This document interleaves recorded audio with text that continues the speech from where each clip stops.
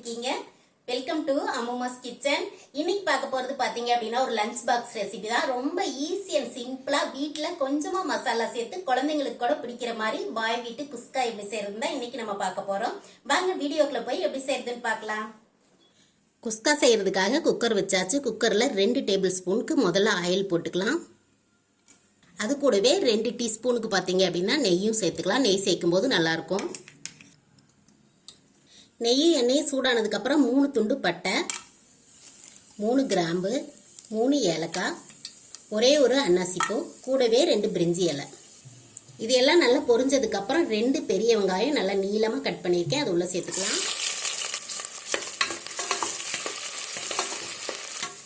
வெங்காயம் பார்த்தீங்க அப்படின்னா இந்த அளவுக்கு நல்ல பொன்னிறமாக வதங்கிடணும். அப்போ தான் நம்மளுக்கு குஸ்கா நல்ல பிரியாணி மாதிரி இருக்கும்.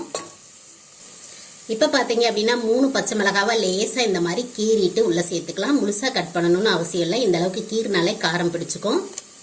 கூடவே சின்னதாக 2 தக்காளி, ரொம்ப பெருசாக இருந்ததுன்னா ஒரே ஒரு தக்காளி சேர்த்துக்குங்க. நான் மீடியம் சைஸில் 2 தக்காளி சேர்த்துக்கிறேன். தக்காளி நல்லா மசிய வேகிறதுக்காக கொஞ்சமாக உப்பு சேர்த்துக்கலாம். இப்போ நல்லா கலந்து விட்டுறலாம். தக்காளி நல்லா வதங்கட்டும்.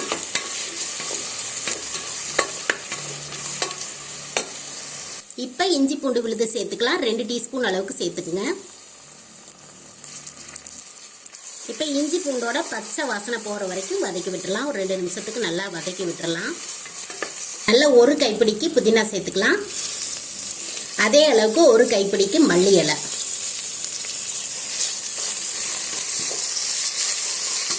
இந்த மாதிரி மல்லியும் புதினாவும் எண்ணெயிலேயே சேர்த்துட்டு வதக்கும் போது நல்ல வாசனையாக இருக்கும். நம்ம செய்கிற குஸ்கா நல்ல மணமாக இருக்கும், சாப்பிட்றதுக்கு சுவையாக இருக்கும். இது கூட காரத்துக்காக 1 டீஸ்பூன் அளவுக்கு தனி மிளகாத்தூள் சேர்த்துக்கிறேன். உங்கள் காரத்துக்கு ஏற்ற அளவுக்கு நீங்கள் சேர்த்துக்குங்க. பச்சை மிளகாவும் சேர்த்துருக்கோம். உங்களுக்கு தேவையான அளவுக்கு காரம் சேர்த்துக்கோங்க. கூடவே 1 டீஸ்பூனுக்கு கரம் மசாலா. அவ்வளோதான். நம்ம பார்த்தீங்க அப்படின்னா கரம் மசாலாவும் மிளகாத்தூளும் மட்டும்தான் சேர்த்துருக்கோம். இதுவே போதும். நல்லா கலந்து விட்டுறலாம். பச்சை வாசனை போகிற மாதிரி இந்த எண்ணெயிலே 1 நிமிஷத்துக்கு கலந்து விட்டுருங்க. அடுத்தது இதில் 2 டேபிள் ஸ்பூனுக்கு தயிர் சேர்த்துக்கலாம்.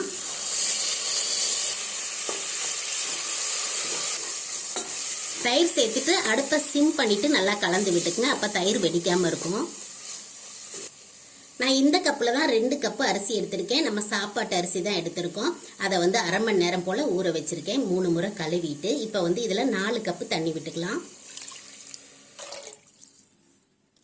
கூடவே இன்னும் கொஞ்சம் உப்பு சேர்த்துக்கலாம். உப்பு பார்த்தீங்க அப்படின்னா கொஞ்சமாக தக்காளி வதங்குறதுக்கு மட்டும் சேர்த்துருந்தேன். இப்போ கொஞ்சம் உப்பு சேர்த்துக்கலாம். உப்பு சேர்த்துட்டு நல்லா கலந்து விட்டுறலாம். கலந்து விட்டு ஒரு கொதி வந்ததுக்கப்புறம் தான் நம்ம அரிசி சேர்க்க போகிறோம். நம்ம இன்னைக்கு தயிர் சேர்த்தோம். தயிர் சேர்க்கலை அப்படின்னா நீங்கள் இதில் அரை எலுமிச்சம்பழம், சின்னதாக மீடியம் சைஸில் இருக்கிற எலுமிச்சம்பழம், அரை எலுமிச்சம்பழம் பிழிஞ்சு விட்டுக்குங்க. அப்போ சரியாக இருக்கும். நான் தயிர் சேர்த்ததுனால லெமன் போடலை. கொதிக்கிறதுக்காக கொஞ்சம் மூடி வச்சுக்கலாம். இப்போ பார்த்தீங்க அப்படின்னா நல்லா கொதிக்க ஆரம்பிச்சிருச்சு. இப்போ வந்து நம்ம அரிசி சேர்த்துக்கலாம். அரிசி வந்து சாப்பாட்டு அரிசியை ஒரு அரை மணி நேரம் ஊற வச்சுட்டு நல்லா தண்ணியை வடித்து வச்சுருக்கேன். உள்ளே சேர்த்துக்கலாம். அரிசி சேர்த்துட்டு இந்த மாதிரி நல்லா ஒரு தடவை கலந்து விட்டுறலாம். நல்லா கொதிச்சதுக்கப்புறம் உப்பெல்லாம் பார்த்துட்டு அதுக்கப்புறமா மூடி போட்டு விட்டுக்கலாம். அப்போ தான் பார்த்தீங்க அப்படின்னா உதிர் உதிராக இருக்கும் சாதம். இப்போ பார்த்தீங்க அப்படின்னா நல்லா கொதிச்சிருக்கு. இப்போ வந்து உப்பு செக் பண்ணிக்கலாம். உப்பு செக் பண்ணிவிட்டு அதுக்கப்புறமா மூடி போட்டுக்கலாம். உப்பெல்லாம் எனக்கு சரியாக இருக்குது. மூடி போட்டு வச்சுக்கலாம். இந்த அளவுக்கு கொதிச்சதுக்கப்புறம் நம்ம மூடி போடுறதுனால ஒரே ஒரு விசில் வச்சா போதும். அரிசியும் நல்லா ஊற வச்சுருக்கோம். அதுக்கப்புறமா இந்த அளவுக்கு நல்லா கொதிச்சதுக்கப்புறம் தான் மூடி போடுறோம். அதனால ஒரு விசிலுக்கு வச்சு ஆஃப் பண்ணிக்கலாம். குஸ்கா பார்த்தீங்க அப்படின்னா ஒரு விசில் வச்சு ஒரு 20 நிமிஷம் போல் ஆயிடுச்சு. விசிலெல்லாம் தீர்ந்துருச்சு. ஓப்பன் பண்ணிக்கலாம். சூப்பராக நல்லா பொழு பொழுன்னு வந்திருக்கு பாருங்க. அதிகமாக மசாலா சேர்க்காம இந்த மாதிரி மல்லி புதினா வாசத்தோட நல்லா சூப்பரான ஒரு குஸ்கா சூப்பராக ரெடி ஆயிடுச்சு. இது சாப்பிட்றதுக்கு நல்லா இருக்கும். அதே மாதிரி குழந்தைங்களும் விரும்பி சாப்பிடுவாங்க. நமக்கு அதிகமாக காரம் சேர்க்காம அவங்களுக்கு தேவையான அளவுக்கு மிளகாத்தூளை போட்டுட்டு நீங்கள் செஞ்சு கொடுத்தீங்க அப்படின்னா ஃபுல்லாகவே டிஃபன் பாக்ஸு காலி பண்ணிடுவாங்க. இப்போ சர்வ் பண்ணிக்கலாம்.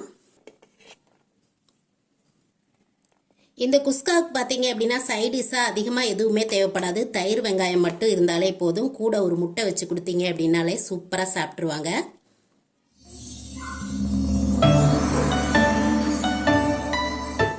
அவ்வளோதான். சுட சுட மணக்க மணக்க குஸ்கா ரெடி ஆயிடுச்சு. இதுக்கு சைட் டிஷ் பாத்தீங்க அப்படின்னா தயிர் வெங்காயம் ஒரே ஒரு முட்டை இருந்தா போதும். ரொம்ப ருசியா இருக்கிறதுனால வீட்டுல எல்லாருமே விரும்பி சாப்பிடுவாங்க.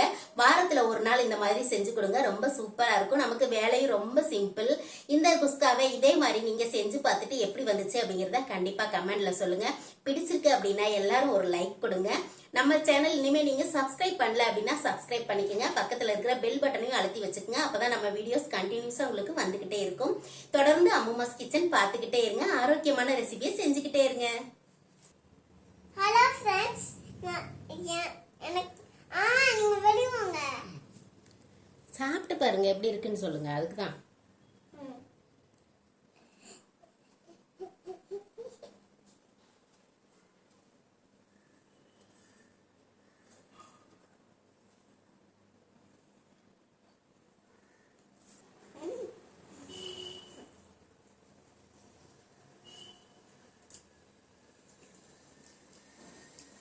எப்படி இருக்கு? சூப்பரா இருக்கு.